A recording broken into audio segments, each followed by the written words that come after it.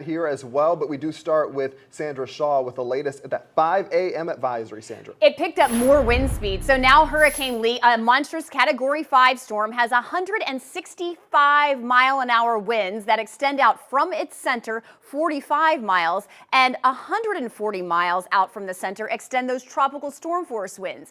It is located to the east of the northern Leeward Islands, about 600 miles or so, and is moving west-northwest at 14 miles an hour. The interesting thing is Lee maintains its status as a Category 5 throughout much of the weekend and even into early next week as it goes north of the southern Bahamas and eventually is still expected, per the global modeling, to take that right swing northward away from South Florida, but close enough that it could cause some real problems for beaches as we hit the mid-Atlantic and northeast coast. We'll have to watch it very carefully. The interesting thing about Lee is, as we had predicted, it underwent that rapid intensification.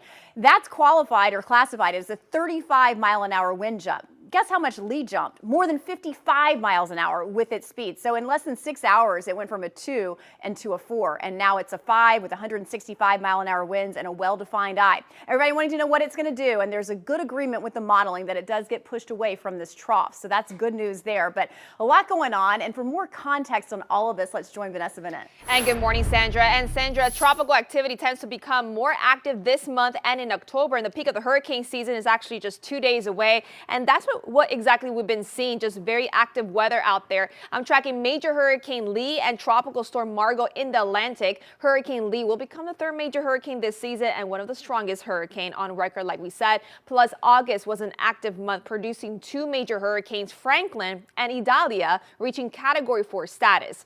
Let's talk about your local forecast now. Temperatures will climb into the upper 80s. We'll see some thunderstorms, especially across the Treasure Coast later this afternoon. And those temperatures will climb into the upper 80s, lower 90s, and keep in mind, feels like temperatures will be in the upper 90s today. Sandra Shaw is tracking your weekend forecast and more details on Hurricane Lee coming up in a few minutes. Yeah.